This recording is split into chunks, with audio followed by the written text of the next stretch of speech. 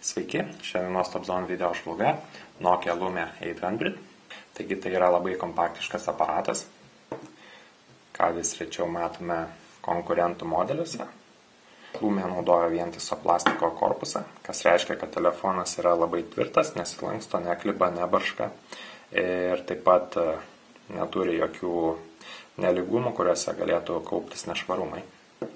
Telefonas sukasi su naujausia Microsoft Windows Phone operacinė sistema. Windows vartotojo sąsaja yra labai paprasta, o daugumą telefono funkcijų galima pasiekti ne tik patogiau, bet ir greičiau nei naudojant ikonėlės. Ką taip pat ir pademonstruosiu, taigi ką tik telefoną išsitraukiau iš kišenės, laikau užspaustą kameros mygtuką, telefonas automatiškai atsirakina ir įjungia kamerą. Belieka priliesti ekraną, telefonas sufokusuoja vaizdą ir užfiksuoja jūsų nuotrauką. Taip pat vizualiai matote, kad nuotrauka pasislenka už ekrano kampo ir belieka patraukti, matome, ką tik užfiksuotą nuotrauką. Žinau, brūkštelim, galim peržiūrėti prieš tai užfiksuotas nuotraukas ir taip pat išsirinkę norimą, tiesiog paspaudžiame ir iš karto turime galimybę dalintis. Tai yra skirtingai nei su iPhone'u ar Android'u, nebereikia grįžti į namų ekraną, atsidaryti galerijos ar kitos programėlės, kad tiesiog elektroniniu paštu, Facebook'u ar kažkuo tai išsiųsti ką tik padarytą nuotrauką. Ir lygiai tokia pati sistema galioja visose aplikacijose. Taigi paspaudžiame kontaktus, iš karto matome kontaktų sąrašą, paslenkame į šoną, iš karto randame visų kontaktų pranešimus Facebook'e, Twitter'e ir kitose jūsų naudojamose socialiniuose tinkluose. Dar kartą paslenkam, matom paskutinius peržiūrėtus kontaktus. Spaudžiam norimą kontaktą, paspaudžiau save, tai savo negaliu skambinti, bet iš karto matytume telefono numerį ir visą kitą kontaktinę informaciją.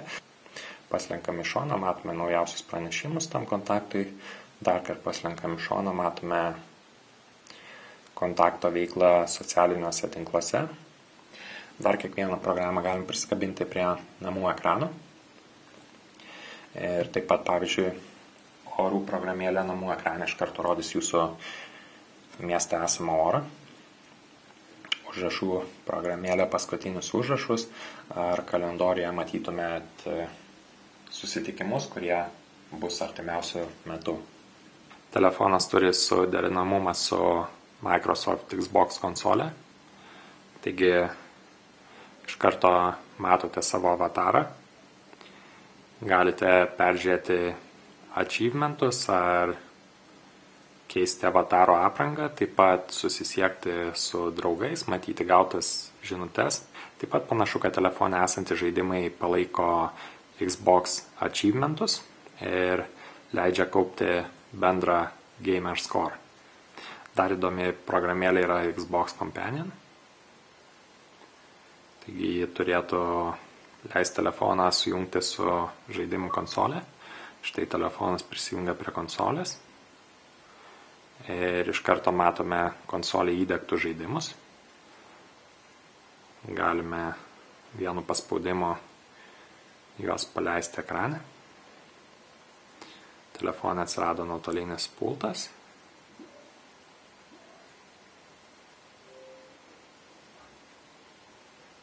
Kol kraunas mūsų žaidimas, pabandykime grįžti į programėlę.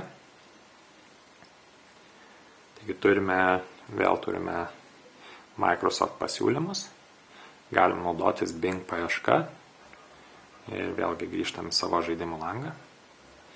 Matom šiuo metu paleistą žaidimą. Galim peržiūrėti jo aprašymą, draugus, kurie žaidžia, taip pat pamatyti savo achievementus bei greitai peržiūrėti likusias užduotis.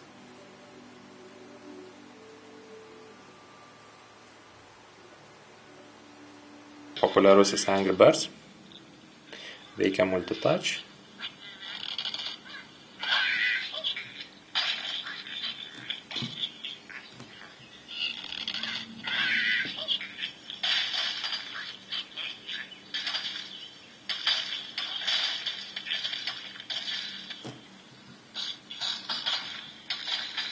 populiariausi žaidimai šie, Need for Speed.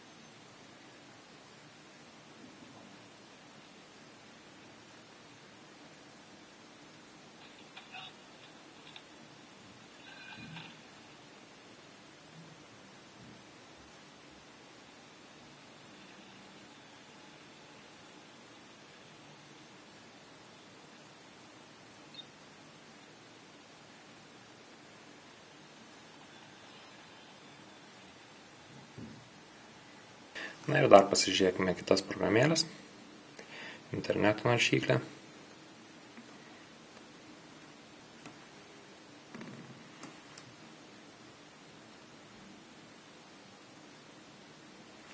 Veikia tikrai sparčiai.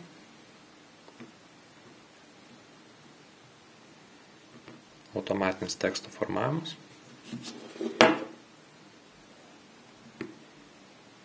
Nustebino Microsoft pašto programa, kuri puikiai veikia su Google ir visais kitais konkurentų servisais.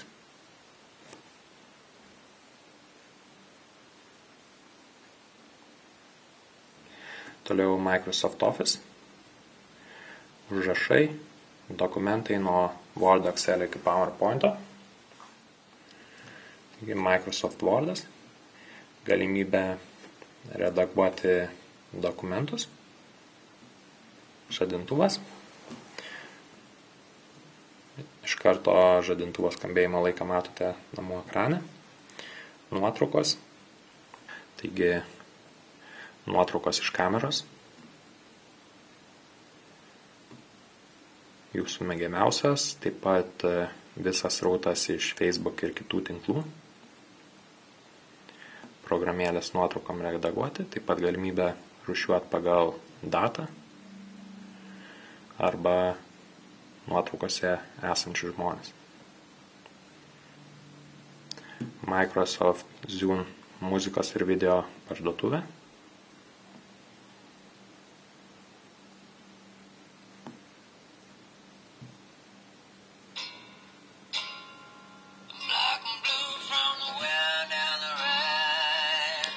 Galimybę garsą reguliuoti užrakinus ekraną, taip pat peršok dainas ar jas tiesiog sustabdyti.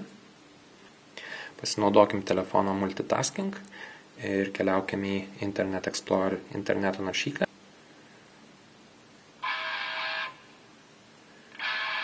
Ir kol kas viskas lyg ir paprasta. Užrakinkim telefoną. Kaip matote, Windows atpažįsta netgi interneto naršyklėje veikiantį grotuvą kaip telefone veikiantį grotuvą ir leidžia sustabdyti, peršokti dainas ar žinoma keisti garsą. Palaikę back. Matysime multitasking, visas atidarytas šiuo metu programas. Jeigu norime uždaryti programą, tiesiog paspaudžiame back ir jie automatiškai užsidarė. Jeigu norime uždaryti visas programas, tiesiog pamaigome back. Ir štai daugiau nebeturime atidarytų programų. Keliaukime į nustatymų langą. Vėlgi, telefono nustatymai, programėlių nustatymai. Galiausiai turime Nokia Drive, tai yra navigacija su lietuvių kalba.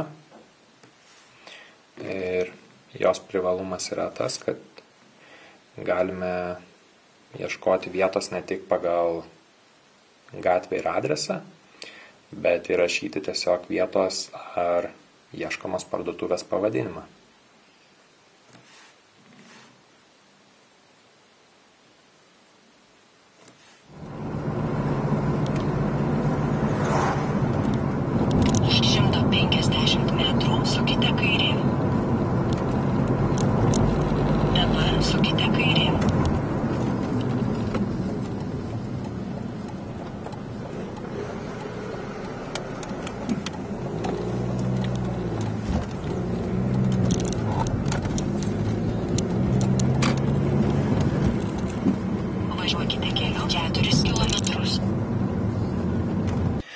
žinoma, visų programų neparodysiu, bet jų krūva yra Windows Marketplace.